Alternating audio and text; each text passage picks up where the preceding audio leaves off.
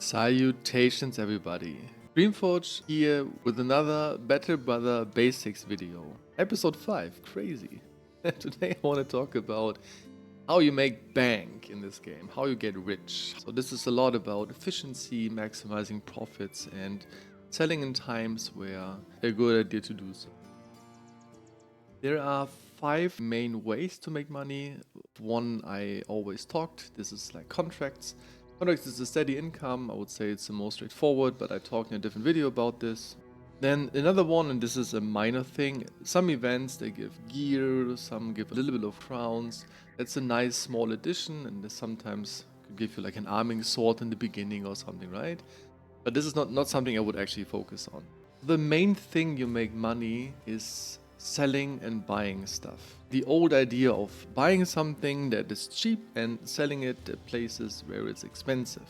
And there are multiple ways to amplify this. But before I talk about this in more detail, you get a lot of money for selling weapons and equipment. So fighting a lot yields in being rich, basically. So waiting around and doing contract missions is fine maybe for some time, but if you really want to make money and push your crowns to higher levels, selling gear is really good. In the beginning you get maybe a contract for 190 crowns or something, but you can see just one pike here is almost the same price. So here, like those weapons, those are not early game weapons, I know, but just to give you some perspective, gear is worth a lot. The main way, and this is a small game that you always play in Battle Brothers, you always have one eye on this. You wanna get goods, like trade goods for example, cheap and sell them, or you wanna get loot for free, you kill some orcs or some raiders, you know, and then selling it to the one who's willing to pay the most. So you're not running around to the next city and instantly sell everything, you check if it's worth it or not. And there are 2 main factors who have a very big influence on your selling price. The first one is your standing. I'm just scrolling out a little bit. For example, they are neutral to me, so the price is just normal. There's obviously a fluctuation, some pay more, some pay less. There's no positive benefit for you to sell here. That's neutral too. That's friendly. Friendly, there are more reputation stages. There's friendly, open, very friendly, hostile. Allied is the highest. So the more contracts you do in one town, the better your standing is and the more they are willing to pay you. And the lesser certain things like tools or provision will cost you. The next thing is settlement situations. And normally you don't see what they exactly do. There are a lot of settlement situations. And even though I know all of them already by now, I have a mod that shows me exactly what they do. I have all mods I use in the description if you want to download them. This is, I think, a very cool, small quality of life mod. So, settlement situation, they alter selling and buying prices. This is very cool, you get 10% more money for your stuff. Or there's like a burn warehouse where you get plus 5%. This is just something that pops up randomly. But for example, you have a town you are very friendly with. Then you have this maybe even, and then a burned warehouse, and oh boy, it's selling time. So again, you don't want to sell everything you get. You want to sell at places where it makes sense. And of course, if you're running out of money, you sell some stuff until you get to the next point, and you try to get always to the best deal. I feel this is like a very, very good way of looking at it. I feel that is the basic idea, but there is another caveat to it. Of course there is. You see those tools, you know, they repair stuff, right? And the sell price and the buying price, obviously, it alters how much durability an item has. You see those little markers here, like 3 crowns, a small thing here? This is a mod that shows me if I would repair this item and then sell it, how much money I would make more. And that includes the price for the tools I would use to repair this item. So easily speaking, certain things, if you repair them, you just get more money for this, even though if you subtract the price of tools. And this is generally speaking 2-handed weapons, heavy hitting 1-handed weapons, reach weapons, but not all of them. To make this easier for you, I linked a mod in the description. You can just download it. And inventory management, this will just show you. You can of course just experience by yourself. If you don't like mods, that's fine. And there's one cool trick. You don't have to take everything into consideration, like your reputation. I mean, you can do this, but you can make this yourself. I'm sorry, very, very easy. You always have one of those. This is a wooden shield. You get those very early on. You always have one in your inventory. You never sell this thing. This thing is worth 100 crowns exactly. A normal selling price is 15% of the original value. Okay?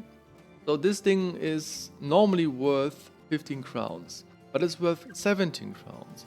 That means that selling price here is above average. 17 is actually a good price. I would sell for 17, but if you go to a town, probably I can show you this.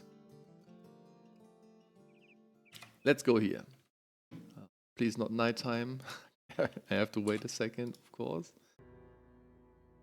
You see, now it's 15. This is normal pricing. You can sell for this, but I wouldn't do unless I actually have to sell something. But if you go to a town and sometimes they only buy this for 10, and then you would never sell there. So if you're always wondering, hey, is the price good here or not, you can check this. There's one thing I want to share. I make a lot of money from this. Like a lot. But to do that, we kind of have to travel a little. Let's have a small look here. The last thing to make money I want to talk about is trading. Even though I don't trade a lot, I do this always on the side. Always buy trading goods that are almost at the border to what they're actually worth. So if they would be now 265, I would buy all of them. This is too much.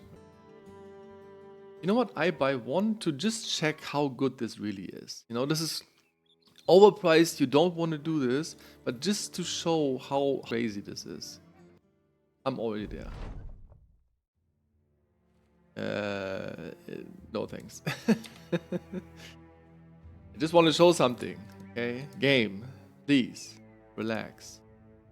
Generally speaking, if you want to trade, you have the map a little bit discovered, you have sufficient funds. I wouldn't do this under 3,000 crowns. The southern states trading resources, bringing them to the northern areas is always a very big win. Even though you might think, hey, this is almost not worth it, it's very expensive to buy here. It's always worth it. See, even though I bought this for a very high price, I still make almost 20% profit, which is absolutely insane, right? And you can kick this. This is just like a small trick. You can absolutely exploit this to the fullest if you want. You make quests for them so they get to a state where they have like high reputations. This takes longer for them, These prices, they're always fine, and you can just buy them. One scenario, what I sometimes do in mid-game to get really, really rich, okay? So after like a lot of fights in the beginning, you get to the point where you get maybe 10,000 crowns, 8,000 crowns. You don't really have to buy anything, but you have this. I use this money to trade. I always have then one city who is friendly, extra friendly, allied, something like this. Then I go to the southern states, and if there's ambush trading routes, I resolve that. You resolve this in making a mission like fighting nomads. In those settlement situations, they disappear, so you have better buying prices. Then I buy all of this. I really buy from them. I go to the next southern city, and then I go to the north, to the city that is very, very friendly with me, and I hope they have ambush trade routes, a burned warehouse. And then you make 40% plus in, I don't know, 2 or 3 days. And I do this while I do contracts, fight small parties, bust a camp here and there. This is not my main thing, but this is something I put on top. And when I do this, I have him, the trader. I trade always on the side a little bit. The trader and the scout, they would amplify this a lot. You just run faster, so it's less travel time. And you can buy 1 extra trading resources with this. This will make you huge amounts of money. Yeah, this is how I do it. I feel this works absolutely brilliant. You can't just bust camps and absolutely ignore that. That's fine too. You get money, you get rich from this too. you kind of know what you're doing. You don't really have money problems mid to late game. After a couple of days, those trading resources, they respawn. And this gives you something to do, right? You can always, hey, there's like 2 missions, I'm not allied, I do this, so they like me more, they pay more.